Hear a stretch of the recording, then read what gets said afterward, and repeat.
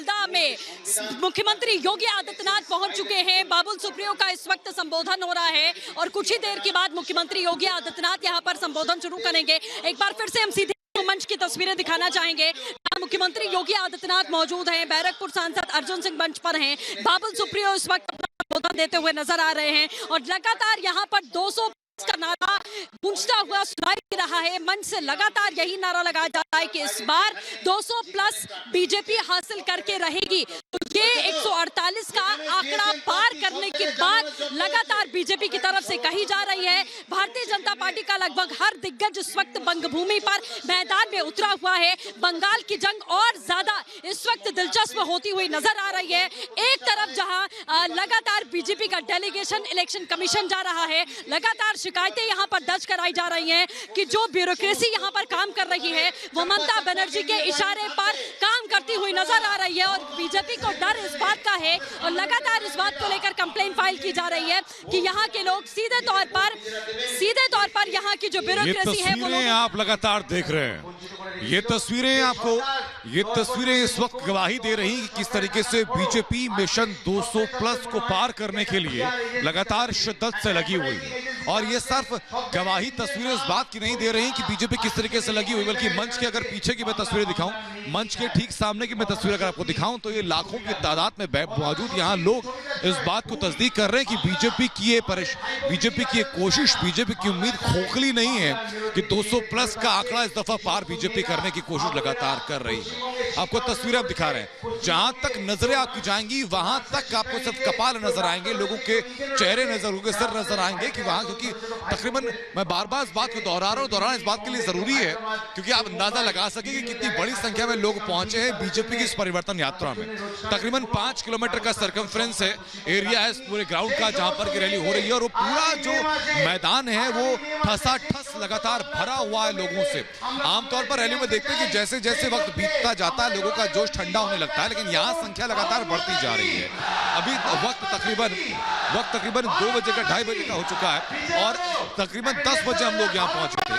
तब से अभी तक लोगों का आने का सिलसिला लगातार जारी है। यहाँ पर आप मंच की तरफ अगर आपको दिखाऊं तो मंच पर तमाम वो नेता मौजूद हैं जिनके अंदर अपने आप में क्षमता है इस बात को लेकर के कि लोगों के अंदर भरोसा जगा सके। बैरकपुर के सांसद अर्जुन सिंह को आप देख पा रहे हैं, यहाँ पर आप केंद्रीय राज्य मंत्री देबश्री चौधरी को आप देख पा रहे हैं। बाबुल सुप्रियो अभी डाइस से वापस गए हैं।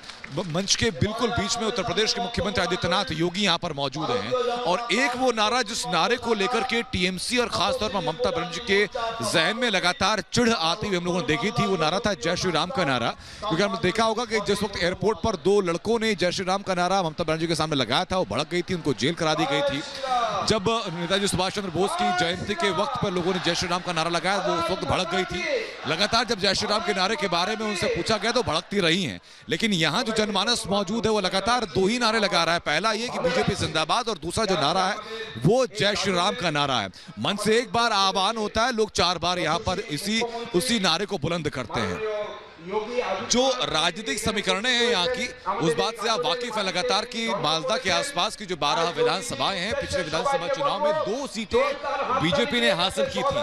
कोशिश ये है कि इस दफा 12 की 12 सीटों पर कब्जा किया जाए, 12 की 12 सीटों पर जीत दर्ज की जाए। इसी वजह से बीजेपी लगातार रैलियां कर रही है और इस पूरे विधानसभा चुनाव के प्रचार के दौरान ये कहा जा रहा है कि लगभग 1500 रैलियां बीजेपी अलग अलग जगहों पर करेंगी इस परिवर्तन यात्रा के तहत और लोगों तक ये संदेश पहुंचाएंगी कि जिस वक्त 2011 के दौर में लेफ्ट को दरकिनार कर ममता बनर्जी सत्ता पर सवार हुई थी, वहां से लेकर के 2021 तक क्या क्या बदलाव बंगाल में होने चाहिए थे, क्या तरक्की, क्या विकास बंगाल में होना चाहिए था जो नहीं हुआ है। क्योंकि बीजेपी का ये सीधा आरोप है कि बंगाल न सिर्फ विकास के मामले में पिछड़ा बल्कि उसकी बड़ी वजह रही कि केंद्र के साथ ममता बनर्जी का सामंजस्य ना बैठाना। केंद्र की तरफ से बंगाल के लोगों के लिए जितनी योजनाएं लागू की गई थी उन तमाम योजनाओं को पश्चिम बंगाल में लागू नहीं होने दी गया। और जिस वक्त शुभेंदु अधिकारी बीजेपी में शामिल हुए थे, बंगाल दौरे पर गृहमंत्री अमित शाह मौजूद थे। अमित शाह ने जिक्र किया था कि किस तरीके से सड़कों का विकास नहीं हो पा रहा है, क्योंकि NHAI की तरह राष्ट्रीय की तर्ज पर राष्ट्रीय राजमार्ग बनाने के लिए जो नियम कानून होने चाहिए, जो जरूरतें होनी चाहिए राज्य सरकार की तरफ से NHAI को वो चीजें पहुंचाई नहीं गई थी। जो तमाम नियम होने चाहिए राष्ट्रीय राजमार्गों के डेवलपमेंट के लिए राज्य सरकार की तरफ से पूरे नहीं किए। और बड़ी वजह है कि आपको यहाँ पर राष्ट्रीय राजमार्ग बहुत खराब हालत में मिलेंगे। आज ही का अगर वाक्य लेंगे, कलकत्ता से मालदा तकरीबन 350 पौने 400 किलोमीटर की यात्रा है। अगर आप किसी भी नेशनल हाईवे से जाएंगे, दिल्ली से आप जयपुर की तरफ जाएंगे, वो दूरी आप महज 5 से 6 घंटे में पूरी कर लेंगे। लेकिन हम लोगों का एक्सपीरियंस ये रहा कि वो दूरी तय करने के लिए हमें तकरीबन 12 घंटे का वक्त लगाना पड़ा, सिर्फ 350 किलोमीटर की दूरी के लिए। उसकी वजह एक रही क्योंकि राष्ट्रीय राजमार्गों की हालत बेहद खराब यहाँ पर है। ये कहना है बीजेपी का। बीजेपी का कहना यह है कि किसानों के लिए जो योजनाएं लागू की गई थी केंद्र सरकार की तरफ से, इसमें किसान सम्मान निधि योजना है, वो योजना राजनीतिक प्रतिद्वंदिता के तहत यानी पॉलिटिकल राइवलरी के तहत ममता बनर्जी ने उस योजना का फायदा यहाँ के किसानों को नहीं होने दिया। यहाँ तक कि प्रधानमंत्री की तरफ से जो ग्रामीण शौचालय योजना जारी की गई थी, इसमें कि डेफिकेशन फ्री यानी ओपन डेफिकेशन फ्री जोन आने की बात है कि बाहर लोग ओपन डेफिकेशन फ्री जोन बनाने की बात थी, वो योजना भी, वो शौचालय भी यहाँ पर लागू नहीं की थी। वो शौचालय भी यहाँ पर नहीं बनाए गए हैं। एक बड़ा भूभाग ऐसा है ग्रामीण क्षेत्रों का पश्चिम बंगाल के अंदर जहाँ पर कि शौचालय तक का, पीने के पानी तक का अभाव है। अगर आप बोलपुर की तरफ जाएंगे, जो कि बोलपुर की तरफ जाएंगे, पश्चिम मिदनापुर की तरफ जाएंगे, पूर्वी मिदनापुर की तरफ जाएंगे, मालदा के आसपास के क्षेत्र में अगर देखेंगे तो आप देखेंगे यहाँ पर कि ग्रामीण हालात बदतर हालत में है। ग्रामीणों का जनजीवन बदतर हालत में है। उसकी वजह बीजेपी लगातार ठहरा रही है कि पिछले 10 सालों में अगर सरकार के अंदर जिज्ञासा होती, सरकार के अंदर इच्छा शक्ति होती, तो सरकार आमूलचूल परिवर्तन पश्चिम बंगाल के अंदर कर चुकी होती। ममता बनर्जी परिवर्तन कर चुकी होती, लेकिन चूंकि ममता बनर्जी ने परिवर्तन नहीं किया, विकास यहाँ पर नहीं हुआ, यही बीजेपी की सबसे बड़ी ताकत। योगी आदित्यनाथ का संबोधन कुछ ही देर में शुरू होने वाला है। यहाँ पर जो लगातार महिलाएं हैं जिनसे हमने बातचीत की, उन्होंने कहा कि हमें उसी तरीके की सरकार चाहिए जिस तरीके से उत्तर प्रदेश में उन अपराधियों के साथ में सलूक होता है, जिस तरीके से लगातार भ्रष्टाचार पर लगाम लगाया गया, जिस तरीके से गुंडा राज को लगातार उत्तर प्रदेश से खत्म किया गया, वो लगातार कोशिश यहाँ पर, यही लोग यहाँ पर कह रहे हैं कि उत्तर प्रदेश के मुख्यमंत्री इस वक्त मंच पर मौजूद हैं। वो तस्वीरें आपको हम फिर से दिखाना चाहेंगे और कुछ ही देर में संबोधन यहाँ पर शुरू होगा। और जिस तरीके से उत्तर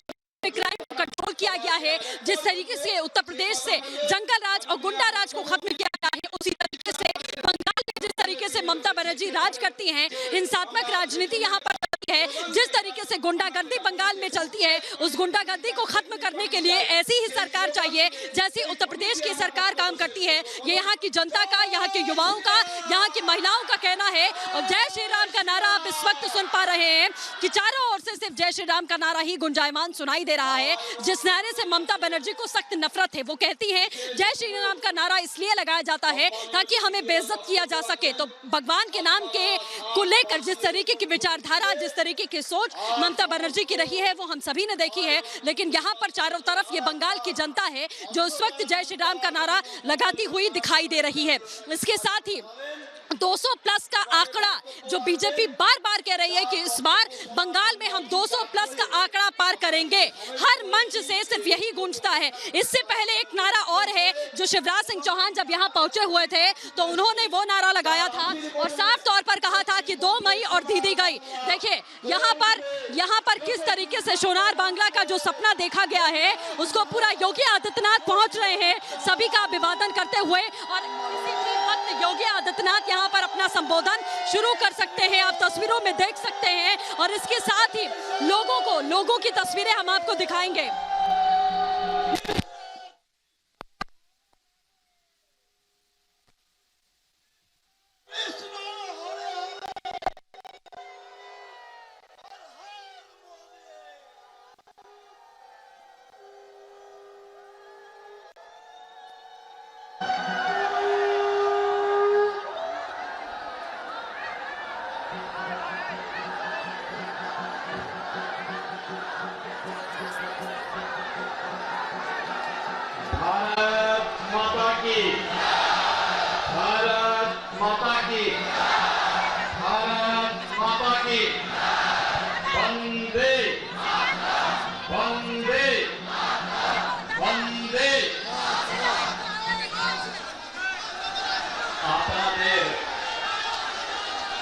सकलके आंतरिक अभिनंदन।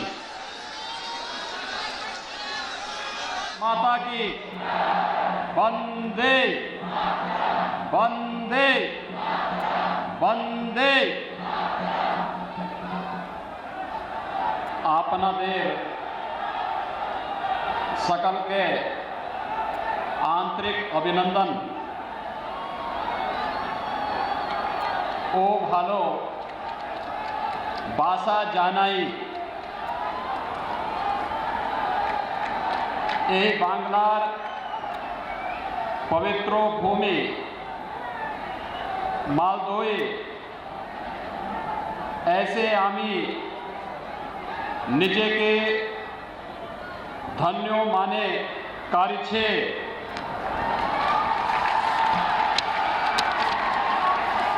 भारतीय जनता पार्टी के इस परिवर्तन यात्रा कार्यक्रम में आज मंच पर उपस्थित भारतीय जनता पार्टी पश्चिम बंगाल के उपाध्यक्ष माननीय श्री विश्वप्रिया राय चौधरी जी, केंद्रीय मंत्रीगण श्रीमती देवाश्री चौधरी जी, माननीय श्री बाबुल सुप्रियो जी, माननीय सांसद अर्जुन सिंह जी, माननीय सांसद श्री खगेन मुर्मू जी, भारतीय जनता पार्टी के राष्ट्रीय सचिव अरविंद मेनन जी, प्रदेश सहकारी संगठन संपादक श्री किशोर बर्मन जी, भारतीय जनता पार्टी के प्रदेश के महामंत्री श्रीमान श्री सायंतन बोस जी, बीजेपी प्रभारी उत्तर बंगाल श्रीमान श्यामचंद्र घोष जी, जिला के अध्यक्ष गोविंद चंद मंडल जी, अजीत दास जी, हिरेन चटर्जी जी, शुभेंदु सरकार जी, शंकर चक्रवर्ती जी, माननीय विधायक श्री साधन सरकार जी, जोयल मुर्मू जी, श्रीमती दीपाली विश्वास जी, गोपाल चंद साहा जी, भारतीय जनता पार्टी के हमारे सभी पदाधिकारीगण और भारी संख्या में इस परिवर्तन यात्रा के साथ साक्षी बने हुए मालदा और उत्तर बंगाल के सभी उपस्थित भाइयों बहनों, मुझे वंदे मातरम के अमर घोष से संपूर्ण देश के अंदर राष्ट्रीय चेतना को जागृत करने वाली इस वीर भूमि स्वामी रामकृष्ण परमहंस, स्वामी विवेकानंद, गुरुदेव रविंद्रनाथ टैगोर, ईश्वरचंद विद्यासागर की इस धरा और महान क्रांतिकारी नेताजी सुभाष चंद्र की इस पावन धरती के साथ ही भारतीय जनसंघ के संस्थापक अध्यक्ष डॉक्टर श्यामा प्रसाद मुखर्जी की इस पावन भूमि को मैं कोटि कोटि नमन करते हुए आप सभी का हृदय से मैं अभिनंदन करता हूं।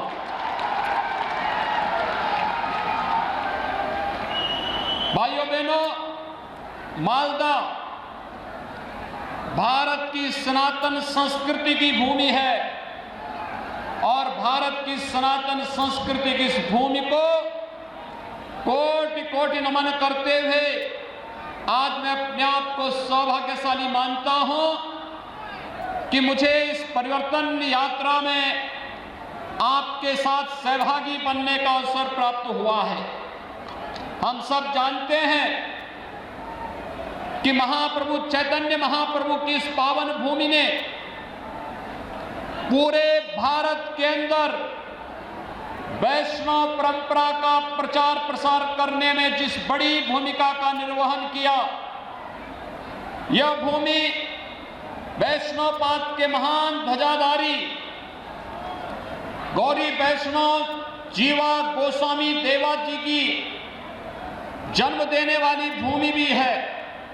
स्वाभाविक रूप से बंगाल भारत के सांस्कृतिक राष्ट्रवाद की धरती रही है, भारत के स्वाधीनता आंदोलन की क्रांति की धरती रही है। लेकिन आज जब बंगाल के अंदर अराजकता और बंगाल के अंदर बदहाली की स्थिति को हम सब देखते हैं तो पूरे देश को पीड़ा होती है। और इसलिए भारतीय जनता पार्टी का राष्ट्रीय नेतृत्व और एक एक कार्यकर्ता प्रत्येक बंगाली भाई और बहनों के साथ जुड़ने के लिए आया है कि हमें एक बार फिर से बंगाल की पहचान को पुनर्स्थापित करके बंगाल के माध्यम से एक नए परिवर्तन को आगे बढ़ाना है। भाइयों बहनों, बंगाल हमेशा से परिवर्तन की धरती रही है। याद करिए, जब देश के अंदर स्वाधीनता की अलग जगानी थी तो बंकिम चंद्र चट्टोपाध्याय ने इसी धरती से वंदे मातरम का उद्घोष किया था।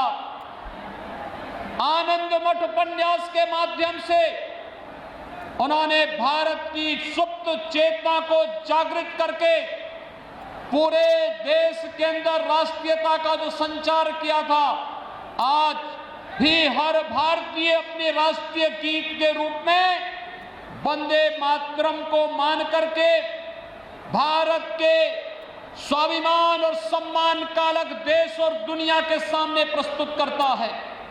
ये धरती गुरुदेव रविंद्रनाथ टैगोर की धरती है, जिसने भारत को भारत का राष्ट्र ज्ञान भी दिया और राष्ट्रगान के साथ ही इस धरती से ही हम सब जानते हैं कि यही वह धरती है जिसने साहित्य के क्षेत्र में भारत का पहला नोबेल प्राइज भी भारत को देने का कार्य किया था, गुरुदेव रविंद्रनाथ टैगोर की उस अमर कीर्ति गीतांजलि के माध्यम से।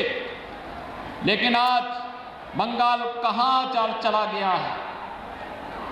कभी भारत को नेतृत्व देने वाला, भारत को एक नई दिशा देने वाला बंगाल आज कहां पर है? आज यहां पर गरीबी है, आज यहां पर बदहाली है, आज यहां पर अराजकता है, आज यहां पर सत्ता प्रायोजित अपराध और आतंकवाद न केवल यहां की सुरक्षा के सामने गंभीर संकट खड़ा कर रहा है, बल्कि देश की सुरक्षा को भी चुनौती देते हुए दिखाई देता है। आज बंगाल में केंद्र सरकार की कल्याणकारी योजनाओं को लागू नहीं करने दिया जाता है और आज बंगाल के अंदर एक तरफ यहां पर जिस बंगाल ने आदि शक्ति मां भगवती दुर्गा के अनुष्ठान का श्री गणेश करके पूरे देश के अंदर शक्ति का एक नया संचार किया था, आज उस बंगाल के अंदर दुर्गा पूजा पे प्रतिबंध लगाया जाता है। ईद में जबरदस्ती गौ हत्याएं प्रारंभ कराई जाती हैं और साथ साथ यहां पर तस्करी और गौ तस्करी के माध्यम से यहां की भावनाओं के साथ खिलवाड़ करने का कार्य किया जाता है। यहां की सरकार मौन बनी रहती है। भाइयों बहनों, बंगाल में आज जय श्री राम के नारे लगाने को भी प्रतिबंधित करने का कार्य किया जाता है और हमले करवाए जाते हैं। लेकिन मैं बंगाल की सरकार से कहना चाहता हूं, मैं ममता दीदी जी से अनुरोध करना चाहता हूं, एक सरकार कभी उत्तर प्रदेश में थी जो अयोध्या में राम भक्तों पर गोली चलाती थी, उस सरकार का और साहब ने देखा है क्या हो गया है। और अब बारी बंगाल में टीएमसी की सरकार की है।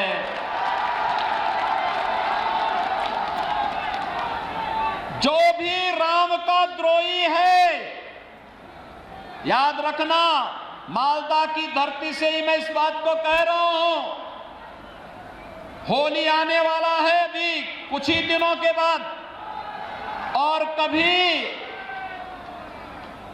उस कालखंड में भी कुछ लोगों ने भगवान विष्णु और राम का नाम लेने को प्रतिबंधित किया था।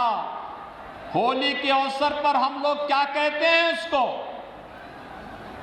और मित्रों, आज बंगाल के अंदर एक बार फिर से जय श्री राम के नारे को प्रतिबंधित करने का कार्य किया जा रहा है। लेकिन याद रखना, भारत की जनता राम के बगैर कोई काम नहीं करती है। जब आपस में मिलती है तो राम राम कहती है, घर में कोई काम होता है तो राम नाम का जप करती है, और जब किसी परिजन की अंतिम यात्रा भी निकालती है तो फिर राम नाम सत्य है के साथ ही उस यात्रा को भी आगे बढ़ाने का कार्य करती है। राम के बगैर भारत का कोई काम ही नहीं, और जो रामद्रोही हैं उनके अभी भारत में कोई काम नहीं, बंगाल में कोई काम नहीं। ये संकल्प हम सबको लेकर के चलना है। और मैं यही पूछना चाहता हूं टीएमसी की सरकार से कि आपको राम भक्तों पर तो कोई रहम नहीं, लेकिन बंगाल के अंदर अराजकता पैदा करने वाले लोगों के साथ आखिर टीएमसी की कौन सी दोस्ती और कौन सी गठबंधन है जिसके कारण वह बंगाल की पूरी व्यवस्था को बदलने पर उतारू हो गए हैं। ये आत्मघाती कदम बंगाल की धरती से क्यों? मित्रों, जब देश के यशस्वी प्रधानमंत्री मोदी जी पाकिस्तान, बांग्लादेश और अफगानिस्तान के पीड़ित और प्रताड़ित हिंदुओं, सिखों, बौद्धों, जैनियों, ईसाइयों, इन सब के संरक्षण, इनको सुरक्षित ठिकाना देने के लिए एक कानून बनाते हैं और उस कानून को भारत के अंदर लागू करते हैं, तो बंगाल में हिंसा क्यों होती है? ये हिंसा सत्ता प्रायोजित हिंसा क्यों?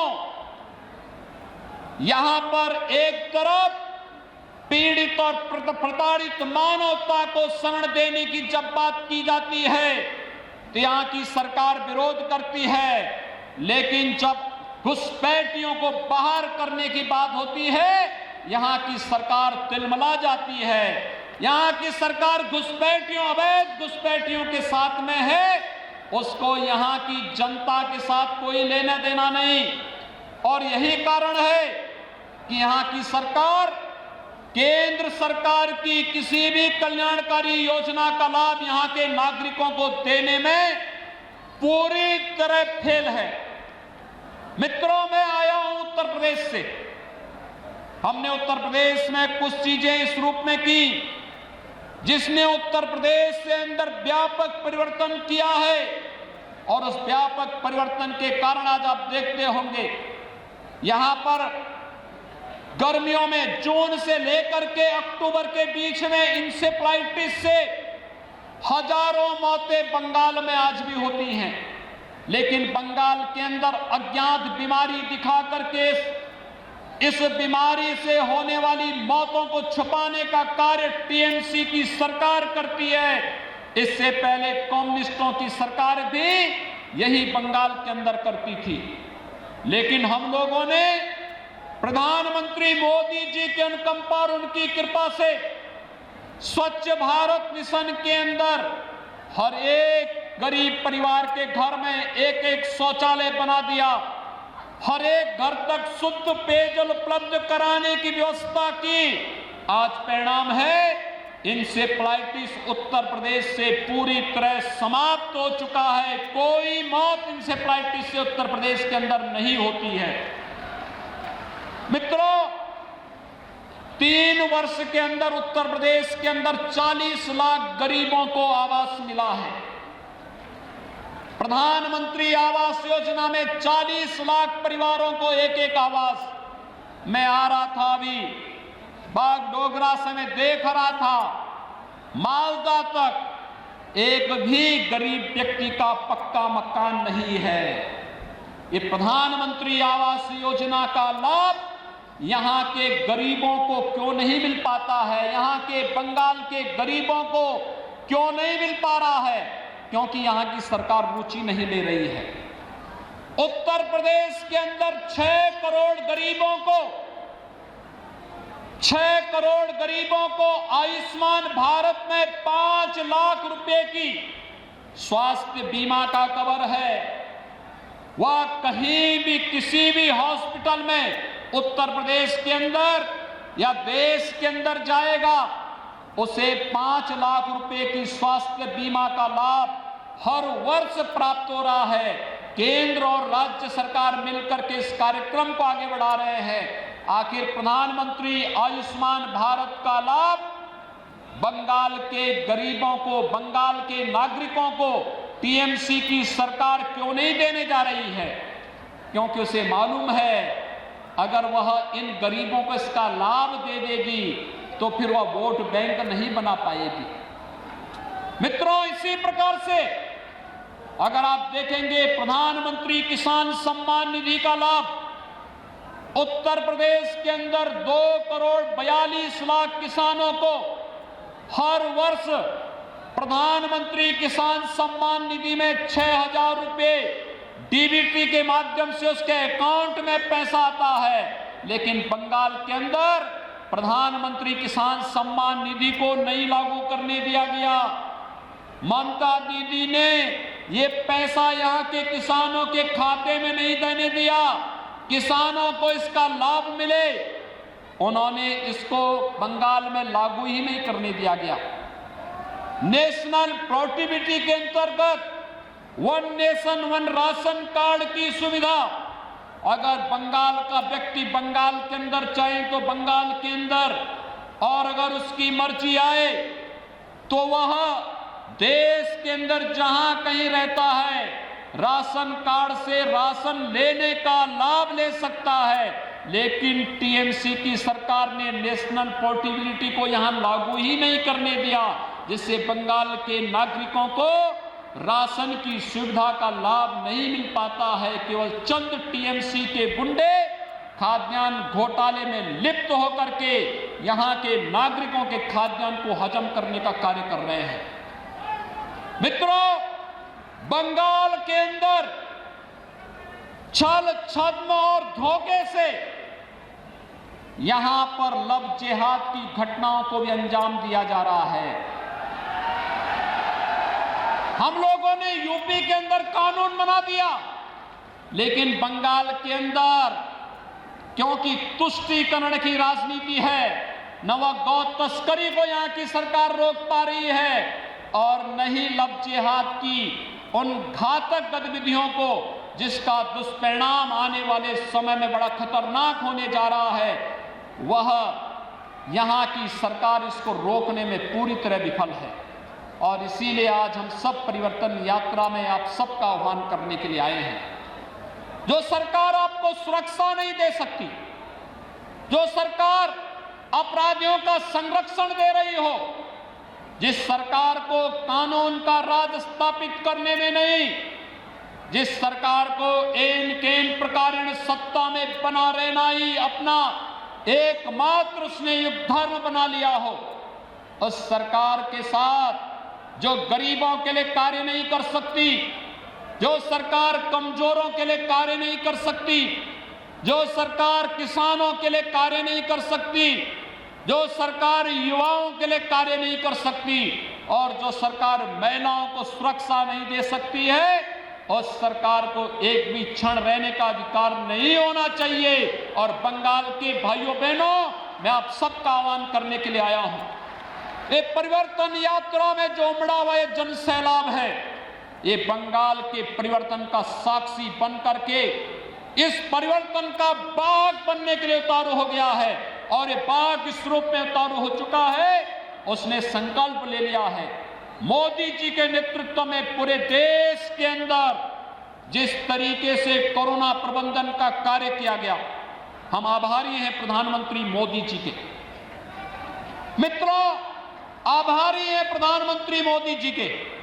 उन्होंने कोरोना कालखंड के अंदर गरीब कल्याण पैकेज की घोषणा करके हर गरीब को फ्री में राशन देने का काम किया, हर गरीब को गरीब कल्याण पैकेज का लाभ दिया, जनधन अकाउंट धारी को 500 रुपये महीने लगातार 3 महीने तक देने का कार्य किया, हर वृद्धजन को, हर निराश्रित महिला को, हर दिव्यांग जन को भी उन्होंने 1,000 रुपये की राशि, भरण पोषण की राशि उपलब्ध कराई और प्रधानमंत्री किसान सम्मान निधि से जुड़े हुए लोगों को भी उस दौरान अतिरिक्त पैसे की व्यवस्था उन्होंने उस समय की थी।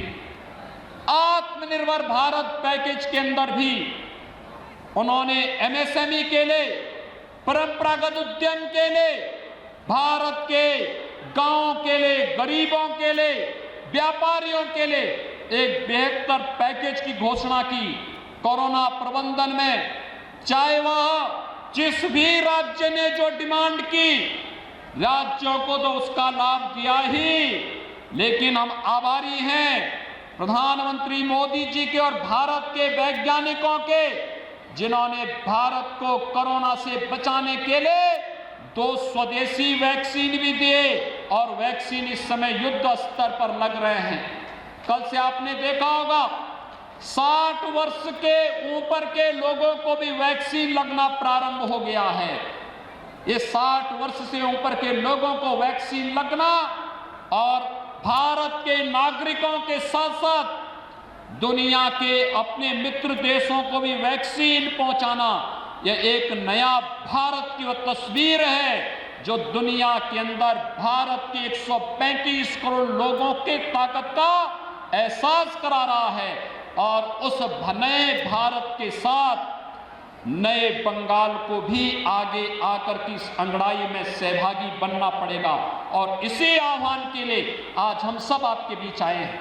कल्पना करिए, ये बंगाल के अंदर टीएमसी की सरकार ने, उससे पहले कम्युनिस्टों ने, उससे पहले कांग्रेस ने कितनी बदहाल स्थिति पैदा कर दी है।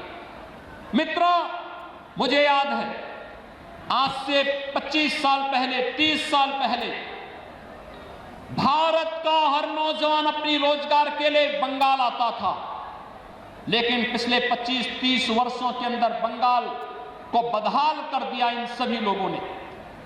आज बंगाल अर्थव्यवस्था में काफी पीछे चला गया है और उत्तर प्रदेश के अंदर भारतीय जनता पार्टी की सरकार थी। पहले उत्तर प्रदेश का नौजवान अपनी रोजी रोजगार के लिए बंगाल आता था और आज मैं देखता हूं बंगाल का व्यक्ति रोजी रोजगार के लिए दिल्ली और उत्तर प्रदेश की तरफ रुख कर रहा है। उत्तर प्रदेश आज देश की दूसरी अर्थव्यवस्था बन गया है। आखिर बंगाल आपका पश्चिमी बंगाल क्यों नहीं बन सकता है, जबकि संभावनाएं थी यहां पर, लेकिन यहां की सरकार ने उस प्रकार की सोच ही पैदा नहीं होने दी है। ये विकास में रुचि नहीं लेना चाहते और विकास के साथ, विकास में तो रुचि नहीं, लेकिन राष्ट्रीय सुरक्षा के साथ भी ये लोग खिलवाड़ कर रहे हैं। आपने देखा होगा मोदी जी के नेतृत्व में जब देश के अंदर सरकार आई, पहले गरीबों के कल्याण के लिए योजनाएं बनी, गरीबों के कल्याण के लिए बनने वाली योजनाओं के साथ फिर उन्होंने देश की संप्रभुता को सुरक्षित रखने के लिए कार्यक्रमों को आगे बढ़ाया। याद करिए 5 अगस्त 2019 की तिथि, देश के अंदर आतंकवाद की प्रतीक बनी धारा 370 को हटाने का कार्य भी मोदी जी के नेतृत्व की भारतीय जनता पार्टी की सरकार ने किया था।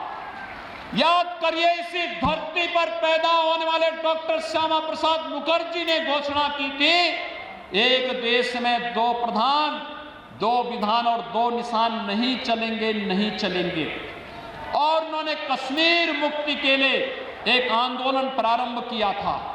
मित्रों, डॉक्टर श्यामा प्रसाद मुखर्जी के सपने को साकार किया है प्रधानमंत्री मोदी जी ने और गृह मंत्री अमित शाह जी ने। उन्होंने धारा 370 को कश्मीर की धरती से पूरी तरह समाप्त करके आज कश्मीर भारत के संविधान और भारत के कानून के अनुरूप भारत की व्यवस्था के साथ चल करके विकास की एक नई ऊंचाइयों को पार कर रहा है। मित्रों, 500 वर्षों से हर भारतीय जनमानस की अभिलाषा थी, वह अभिलाषा थी जिसके लिए बंगाल से भी कार सेवा करने के लिए हजारों नौजवान गए थे। श्री राम कोठारी और शरद कोठारी के बलिदान को कौन विस्मृत कर सकता है, जिन्होंने अयोध्या में बाबरी ढांचे को हटाने के लिए अपना बलिदान दिया था। और आज उस सपने को भारतीय जनता पार्टी की सरकार ने साकार किया है। 5 अगस्त 2020 को प्रधानमंत्री मोदी जी के कर कमलों से अयोध्या में भगवान श्री राम के भव्य मंदिर के निर्माण का मार्ग भी प्रशस्त हो गया है। अब अयोध्या में भगवान राम के भव्य मंदिर का निर्माण कार्य जिस युद्ध स्तर पर प्रारंभ हुआ है, आपने निधि समर्पण के आयोजन के साथ बंगाल के लोगों ने जो योगदान किया है, मैं आप सभी का हृदय से अभिनंदन करता हूं और आप सबका मैं आह्वान करता हूं, अयोध्या में भगवान राम के भव्य मंदिर निर्माण के साथ आपका समर्पण और आपका सहयोग प्राप्त हो गया है। इस परिवर्तन के साथ जुड़िए और भारतीय जनता पार्टी की इस परिवर्तन यात्रा के साथ जुड़ करके बंगाल के अंदर भारतीय जनता पार्टी की सरकार को लाइए और अयोध्या में भगवान राम के मंदिर में दर्शन करके बंगाल को बचाने और बंगाल को समृद्धि के पथ पर अग्रसर करने के आह्वान के साथ हम सभी को आगे बढ़ना पड़ेगा। ये कार्य केवल और केवल भारतीय जनता पार्टी कर सकती है। मित्रों, आज जब टीएमसी की सरकार सुश्री ममता बनर्जी जी के नेतृत्व में पूरी तरह विफल हो चुकी है, तब उनके द्वारा तमाम प्रकार के अनर्गल आरोप और प्रलाप किए जा रहे हैं। उनके द्वारा जिस प्रकार की टिप्पणियां और जिस प्रकार के वक्तव्य दिए जा रहे हैं, मुझे आश्चर्य होता है कि इतने लंबे समय तक मुख्यमंत्री रहने वाला व्यक्ति इस तेजी के साथ आपा खो दे, ये बड़ी विचित्र सी स्थिति है। उनके द्वारा जिस प्रकार की बातें और जिस प्रकार की वक्तव्य दिए जा रहे हैं, ये बंगाल का अपमान है, बंगाल के नागरिकों के साथ धोखा है। आप देख रहे हैं, गंगा मैया तो उत्तराखंड से उत्तर प्रदेश होते हुए बिहार और झारखंड होते हुए पश्चिमी बंगाल होते हुए गंगा सागर तक जाती है। ये गंगा मैया तो भारत की एकात्मता की एक बहुत पवित्र धारा का एहसास हम सबको कराती है, जो एक भारत श्रेष्ठ भारत के साथ हम सब को जोड़ती है। लेकिन आज कुछ लोग हैं जो बंगाल के अंदर रह करके भारत की इस एकात्मता को चुनौती देने की मुद्रा में लगातार अपने राजनीतिक स्वार्थों के लिए तुष्टीकरण की भेंट बंगाल को चढ़ा देना चाहते हैं। हमें बंगाल को तुष्टीकरण की भेंट नहीं चढ़ने देनी है। गंगा की अविरलता और निर्मलता को तो बनाए रखने के लिए नमामि गंगे परियोजना के माध्यम से प्रधानमंत्री मोदी जी के द्वारा कार्य किया जा रहा है, और साथ साथ गौ हत्या को रोकने के लिए भी बड़ा कार्यक्रम हम लोग प्रारंभ करने जा रहे हैं। उत्तर प्रदेश के अंदर कोई गौ हत्या नहीं कर सकता।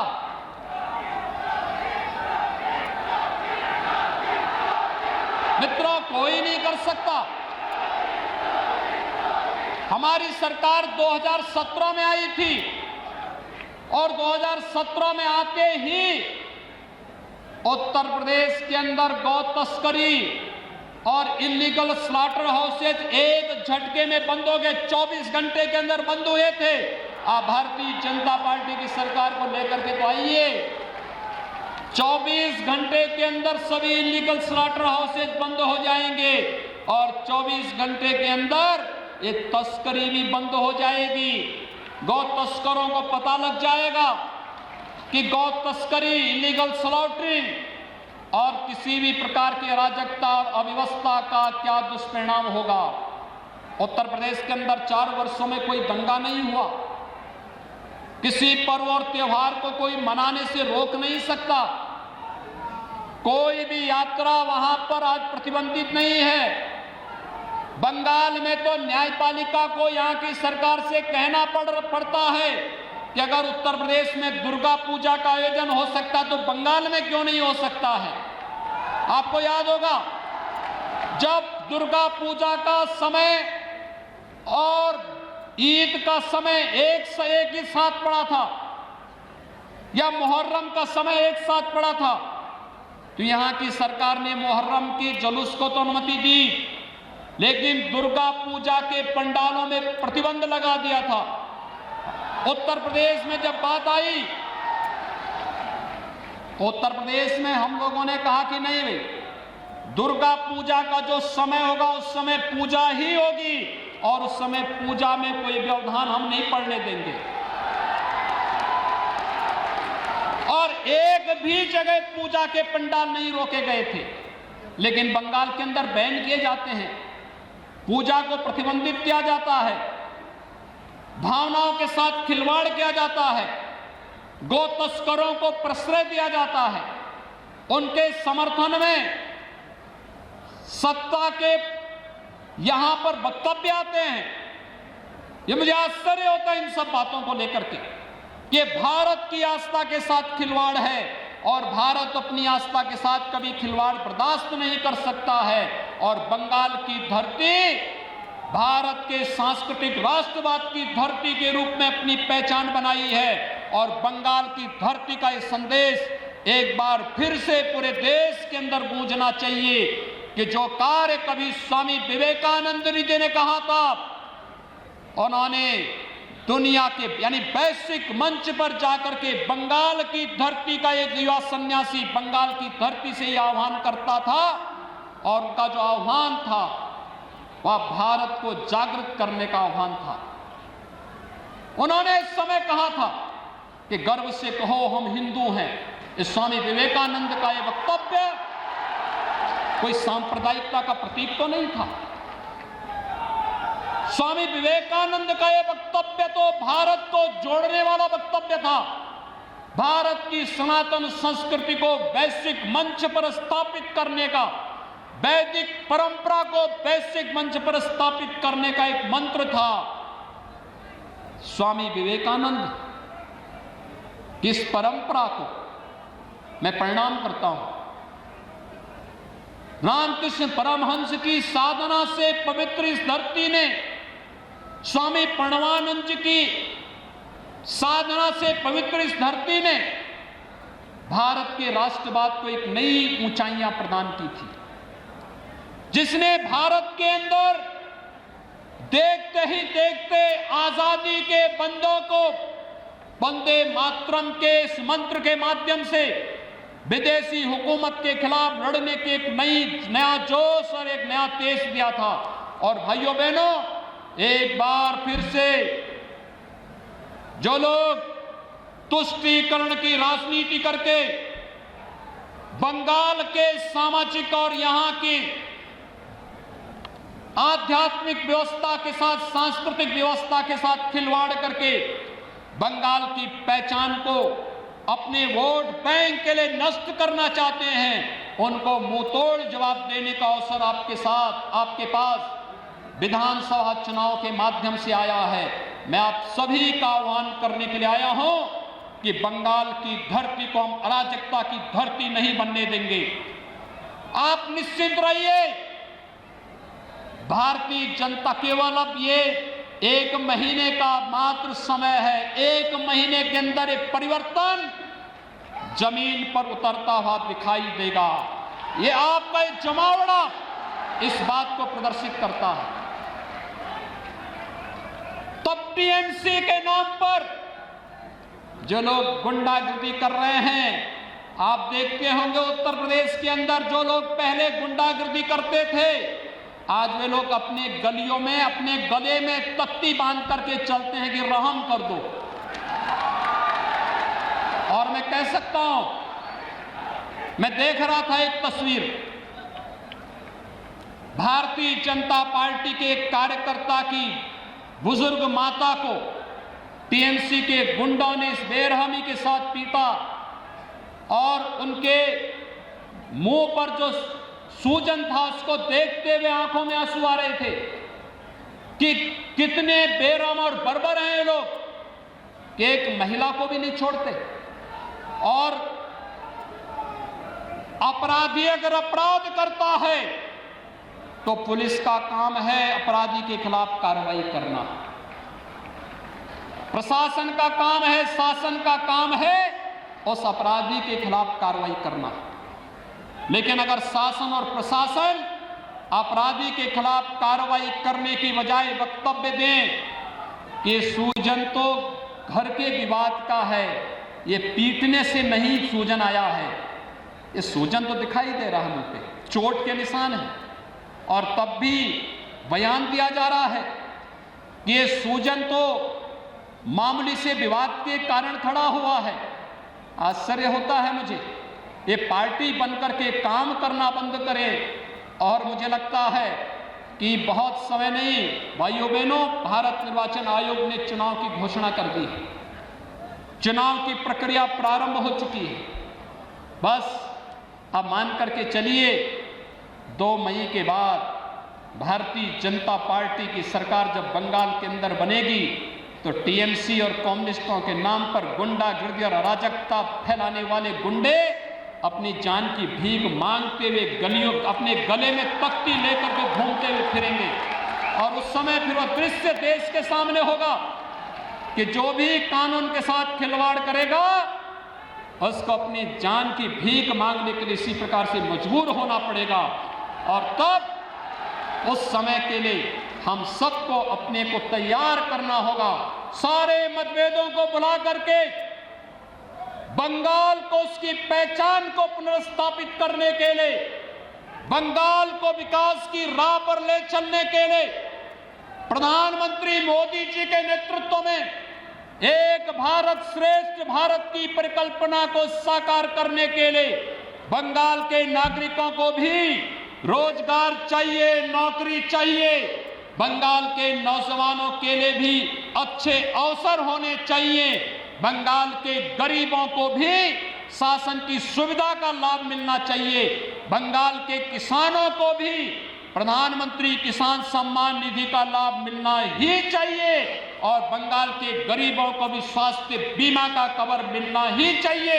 और ये तभी हो पाएगा जब भारतीय जनता पार्टी पूरी मेजॉरिटी के साथ, फुल मेजॉरिटी के साथ बंगाल के अंदर सरकार बनाएगी। और डबल इंजन की सरकार, बंगाल के अंदर भारतीय जनता पार्टी की सरकार और केंद्र में मोदी जी की सरकार जब मिलेगी, डबल इंजन की सरकार आपके विकास को उतनी ही गुना तेजी के साथ आगे बढ़ाने का कार्य करेगी। ये परिवर्तन यात्रा, इसी विश्वास के साथ आज यहां पर इस आयोजन के साथ यहां पर आज यह आयोजन इसी उद्देश्य से संपन्न हो रहा है। मैं आप सबको, अभी हमारा होली का पर्व होने जा रहा है, होली पूरी भव्यता के साथ मनाई जाती है। होली के आयोजन के साथ आप सबको मैं अग्रिम शुभकामनाएं देता हूं, अभिनंदन करता हूं आप सभी का।